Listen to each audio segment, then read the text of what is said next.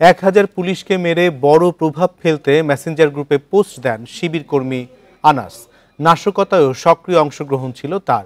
আর বহদ্দারহাটে সহিংসতার নির্দেশনা দেন মহসিন কলেজ ছাত্রদল নেতা আব্দুল আলী রাব্বি।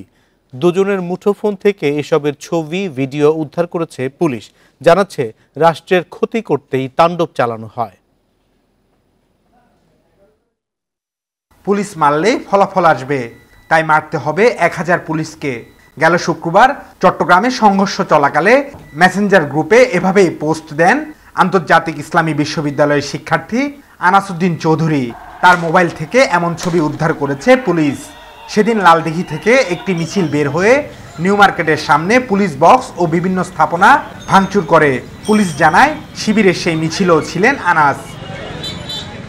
এর আগে বৃহস্পতিবার বহদ্দারহাটে সহিংসতা, থানা ও পুলিশ বক্সের আগুনের ঘটনায় সক্রিয় অংশগ্রহণ ছিল মহসিন কলেজ ছাত্রদলের সহসভাপতি আব্দুল আলী রাব্বির।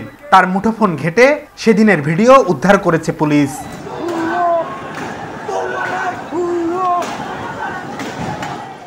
2013 সালে আগুন সন্ত্রাসে যারা নেতৃত্বে ছিল, পুলিশের দাবি তারা এবারের নাশকতায়ও সক্রিয়ভাবে অংশ নেয়। এই একই গোষ্ঠী 2013-14 সালে তারা বিভিন্ন ধরনের অগ্নি সন্ত্রাস করেছে, নাশকতামূলক কার্যক্রম করেছে। অনেকে আছে ইতিপূর্বে গ্রেপ্তার হয়েছিল, কিন্তু তারা আদালত থেকে জামিন পেয়ে আবার একই ধরনের কর্মকাণ্ডে তারা সম্পৃক্ত হচ্ছে। রাষ্ট্রের ক্ষতি করতে ছাত্র আন্দোলনকে কাভার হিসেবে ব্যবহার করে নাশকতাকারীরা। জিজ্ঞাসাবাদে মিলেছে এ তথ্য।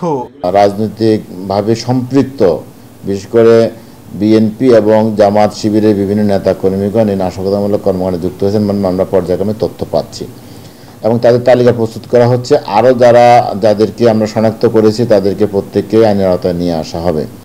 চট্টগ্রাম শহরের নাশকতার ঘটনায় 17 মামলায় আসামি প্রায় 36,000, গ্রেফতার হয়েছে 4 শতাধিক। Abdullah Rakib, independent news, Chittagong.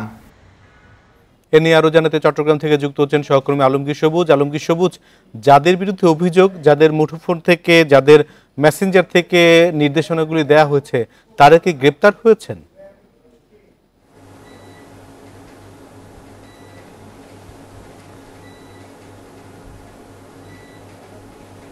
Police আমাদের যেটা জানিয়েছেন যে তারা গ্রেফতার হয়েছে এবং গ্রেফতার হওয়ার পরে তাদের মেসেঞ্জারগুলো, তাদের মোবাইল থেকে তারা পুলিশ এগুলো উদ্ধার করেছে এবং পুলিশ আমাদেরকে আজকে জানিয়েছেন যে এই ধরনের অনেক মেসেঞ্জার গ্রুপ তারা পেয়েছেন, যেখানে তারা তাদের তদন্তের স্বার্থে সেটা আমাদেরকে বলেনি। তারা বলছেন এই সূত্র ধরে তারা অন্যান্যদের গ্রেফতারের চেষ্টা চালাচ্ছেন এবং পুলিশ আমাদের যেটা বলেছেন, বিশেষ করে ছাত্রদল এবং শিবিরের নেতারা তারা এই মেসেঞ্জার গ্রুপের মাধ্যমে তাদের আদান প্রদান করেন এবং তারা বলছেন তারা অনেক ছাত্রদল এবং বিএনপি নেতারা চেয়েছিলেন তাদের শক্তি জানান দিতে, তাদের নেতাদের তাদের নিজস্ব ভিডিও চিত্রগুলো পাঠাতে তারা চেষ্টা করেছেন এবং তারা এখানে দুটো উদ্দেশ্য পুলিশ আমাদেরকে বলেছেন। একটা হচ্ছে যাতে তাদের সহিংসতা ছড়িয়ে দেওয়া যায়, আর একটা তাদের সক্ষমতা জানান দেওয়ার বিষয়টা নিয়ে তারা ভিডিও করেছেন বলে আমাদেরকে বলেছেন এবং আজকেও আসলে অভিযান অব্যাহত আছে। আজকে আরও নতুন করে 35 জনকে তারা গ্রেফতার করেছে বলে আমাদেরকে পুলিশ জানিয়েছেন এবং এ পর্যন্ত চট্টগ্রাম শহরের 5টি থানায় 17টি মামলা হয়েছে।